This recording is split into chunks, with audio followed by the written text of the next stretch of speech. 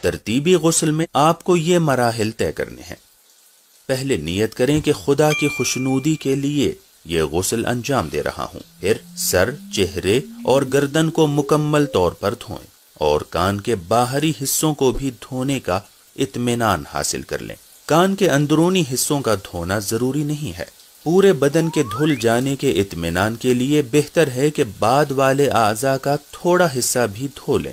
یہاں پر دھونے سے مراد یہ اطمینان حاصل کرنا ہے کہ پانی جلد تک پہنچ گیا ہے۔ یہ کام شاور یا نل کے نیچے کھڑے ہو کر یا لوٹے سے پانی ڈال کر انجام دے سکتے ہیں۔ یہ اطمینان حاصل کر لیں کہ دوران غسل بدن کا کوئی حصہ خشک تو نہیں رہ گیا۔ اس اطمینان کے لیے ہاتھوں سے پانی کو بدن پر ملیں۔ اب بدن کا داہنا حصہ دھوئیں، جس میں کاندھا، ہاتھ، سینہ، پیٹ، پیچھے کا حصہ، شرمگاہ، جھانگ، پنڈلیاں اور پیر شامل ہیں۔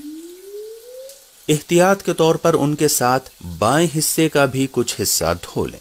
پھر بایاں حصہ اور شرمگاہ ویسے ہی دھوئیں جیسے داہنے حصے میں دھویا تھا۔ بایاں حصہ دھوتے ہی غسل مکمل ہو جائے گا۔ اہم بات جان لیں کہ بعض علماء بایاں کاندھا دھونے سے پہلے داہنا کاندھا دھونے کی شرط نہیں لگاتے ہیں۔ وہ کہتے ہیں کہ سر اور گردن دھونے کے بعد بدن کے بقیہ حصوں کو دھونا چاہیے۔ غسل کرتے وقت کن چیزوں کی رعایت کرنا ضروری ہے؟ پانی پاک ہونا چاہیے، یعنی نجس نہ ہو، مباح ہونا چاہیے، یعنی غصبی نہ ہو، مطلق ہو، یعنی اس میں کچھ ملا نہ ہو اور اس میں کوئی چیز گھولی نہ گئی ہو۔ پانی کھال تک پہنچنا چاہیے، اور اگر کوئی چیز کھال تک پانی پہنچنے میں رکاوٹ بن رہی ہے تو اس کو برطرف کر دینا چاہیے۔ صرف بالوں کو دھوئیں اور پانی سر کی کھال تک نہ پہنچے تو یہ کافی نہیں ہے۔ غسل سے پہلے اعضائے بدن کا پاک ہونا ضروری ہے، اور اگر غسل کے دوران ہی وہ پاک ہو جائیں تو بھی کافی ہے۔ یہ عمل ترتیب سے انجام پانا چاہیے، اس طرح کہ سب سے پہلے سر و گردن دھوئیں اور اس کے بعد جسم کا باقی حصہ دھوئیں۔ ہمارے بعض علماء کے مطابق بائیں حصے کو دھونے سے پہلے داہنے حصے کا دھونا ضروری ہے۔ اس مسئلے کو اپنے مرجع تقلید کی توضیح المسائل میں دیکھ لیں۔ اس سلسلے میں مراجع کرام کے مختلف نظریات ہیں۔ اختیاری حالت میں اپنے بدن کو خود ہی دھونا واجب ہے۔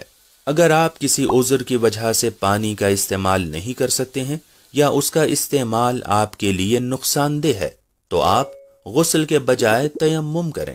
کچھ ایسے نکات ہیں جن سے غسل کرنا آسان ہو جاتا ہے۔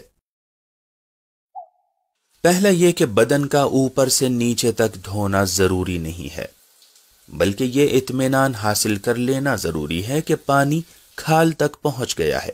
دوسرا یہ کہ پے در پے اعضاء کا دھونا لازمی نہیں ہے، بلکہ سر و گردن کو دھونے کے کچھ دیر کے بعد بھی بدن کا باقی حصہ دھو سکتے ہیں۔ تیسرا یہ کہ بعض مراجع تقلید کے مطابق واجب اور مستحب دونوں غسل وضو کے لیے کفایت کرتے ہیں، یعنی غسل کے بعد وضو کرنے کی ضرورت نہیں ہے۔ چوتھا یہ کہ آپ ایک ہی غسل میں متعدد غسلوں کی نیت کر سکتے ہیں۔ مثال کے طور پر ایک ہی غسل میں غسل جنابت اور غسل جمعہ دونوں کی نیت کر سکتے ہیں۔